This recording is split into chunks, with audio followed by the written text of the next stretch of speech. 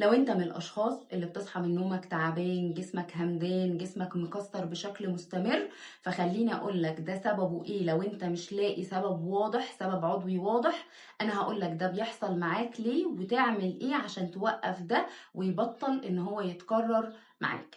هنا المشكلة الأساسية في الموضوع اللي احنا بنتكلم فيه إن أنت بيكون عندك تسريب طاقي. الطاقة بتاعتك بيحصل فيها تسريب. ليه بيحصل التسريب الطاقي ده؟ هتكلم معاكم من جانبين مختلفين. أول جانب وعيك أنت، تاني جانب الطاقة بتاعتك. المشكلة كلها بتبدأ منين؟ المشكلة بتبدأ لما انت بتحط الوعي بتاعك في المستقبل، في القلق من المستقبل. قلق مثلا انا دلوقتي بمر بموقف فخايف من نتائجه في المستقبل، فحاطط كل الطاقة بتاعتي على تخمينات مني ايه اللي هيحصل في المستقبل. او انا قلقان مثلا من المستقبل المجهول بتاعي، انا خايف من بكرة، فانا موجه الطاقة بتاعتي تجاه المستقبل. لازم تفهم قاعدة مهمة، ان الطاقة بتاعتك انت ما تقدرش تستخدمها حاليا ان انت تعمل بيها حاجة في المستقبل. الطاقة بتاعتك انت تقدر تستخدمها فقط في الوضع الحالي. فهنا القلق بيخليك تحط وعيك وطاقتك على المستقبل مش على اللحظة الحالية. ده بيعمل لك ايه؟ بيعمل لك في الوعي بتاعك تأهب بشكل مستمر. تاني جانب وهو الجانب الطاقي. هنا لما انت بتدخل في حالة القلق، في عندك في جسمك الطاقي منطقتين بيتأثروا جدا. أول منطقة منهم وهي شاكرا الضفيرة الشمسية. طب شاكرا الضفيرة الشمسية دي بتمثل إيه عندي؟ هي بتمثل مركز القوة بتاعك.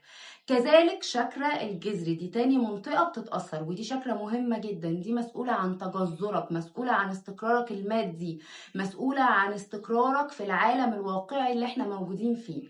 فهنا لما بيحصل ان المنطقتين دول في جسمك الطاقي بيتأثروا، فالطاقة بتاعتك بتكون موجودة فوق في دماغك عشان انت عندك قلق. فتلاقي افكار كتيرة بشكل مستمر عمالة تيجي جوه دماغك، ممكن تحس بصداع بسبب القلق اللي انت موجود فيه.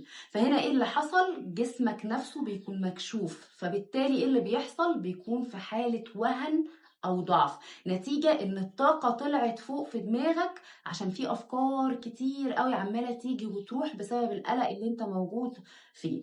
طب هنا جسمك نفسه ساعتها بيعمل رد فعل قوي جدا. ليه؟ لان جسم الانسان هو ذكي جدا جدا.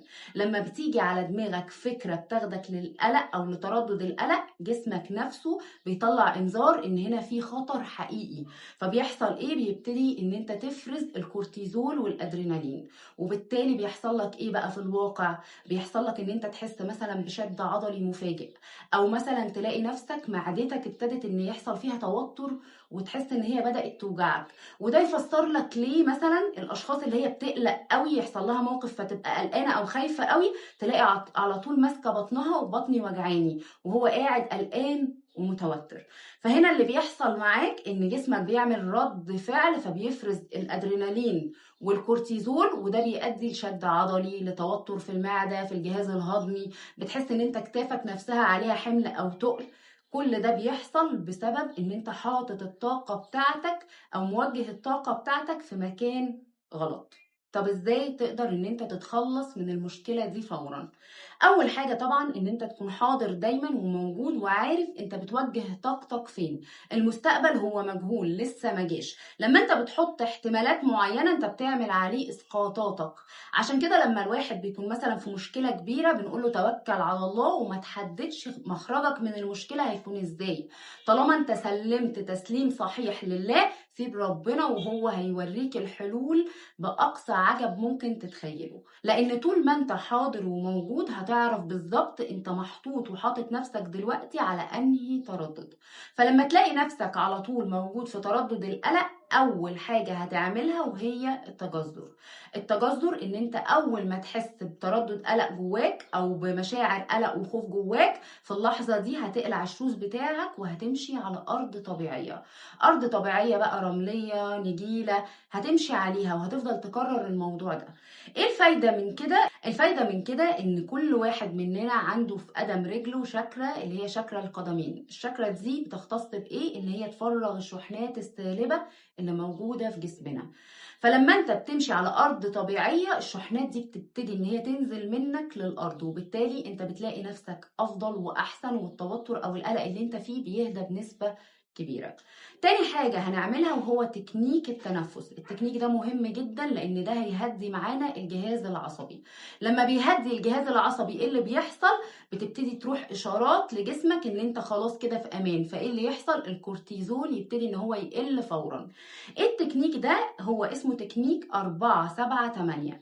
هتاخد شهيق، انت بتعد 4 مرات وبعد كده هتكتم النفس اللي انت خدته ده 7 عدات، وبعد كده تبتدي ان انت تفرغ الزفير ببطء على 8 عدات. هتكرر الموضوع ده لحد ما تحس ان انت جسمك استجاب معاك وبقيت اهدى. تالت خطوة هنعملها برضو عشان نعالج الموضوع ده وهو ان احنا نستخدم الملح البحري. الملح البحري ده هنعمل بيه ايه؟ هنعمل بيه جلسة. هتاخد مثلا شاور وتحط في المية بتاعة الشاور ده ملح، وتبتدي ان انت ممكن تجلس في الشاور ده مثلا 5 دقايق. هتاخد شاور بالملح ده وبعد كده تغسل جسمك كويس. الملح ده هيعمل ايه؟ الملح ده هيسحب اي طاقة سلبية موجودة فيك، وهيسحب منك كمان الطاقات السلبية اللي عالقة فيك نتيجة ان انت اختلطت وتعاملت مع ناس ومواقف طول اليوم. فده مفيد جدا ان انت تعمل بيه ايه؟ ان انت تغسل بيه الطاقة بتاعتك، تطهر بيه طاقتك. الثلاث حاجات دول لو انت بتحس بقلق بشكل مستمر، بتقوم من النوم تعبان همدان على طول بشكل مستمر، جرب ان انت تعملهم. حتى لو انت دلوقتي حاسس بقلق او عندك شيء او انت من النوع القلق على طول من المستقبل، خليك دايما واعي وحاضر في الآن فقط. حاول ان انت تسيطر على نفسك. في الاول هتحس ان انت مش قادر، برضو بتسرح وبتروح في حاجات تانية، ولكن مرة في مرة هتتعود على كده، هتلاقي نفسك حاضر وموجود. وطول ما انت تحس بقلق نفذ الحاجات دي. انا عايزة اي حد دلوقتي حاسس مثلا بشعور قلق او عنده مشكلة وقلقان يبتدي ان هو ينفذ التجذر، ان هو يمشي على ارض طبيعية، ويبتدي كمان ان هو ينفذ تمرين التنفس ويرجع يكتب لي ايه هو التحسن اللي حس بيه. استمر على الموضوع ده. وعايزة منكم كمان حاجة، ان اي حد عنده مشكلة يكتبها لي في كومنت ويقول لي المشكلة كذا ايه هو حلها طاقيا، وانا هعمل لكم بيها فيديو واشرح لكم المشكلة دي اساسها ايه في الطاقة، وازاي نقدر ان احنا نتعامل معاها عشان نتخلص منها. ما تنسوش ان انتوا تعملوا لايك وشير للفيديو ده، وكمان اللي حابب ينضم معانا لكورس فك الشفرات يقدر ان هو يبعت عبر الرقم الموجود على الشاشة او الرقم الموجود في البايو.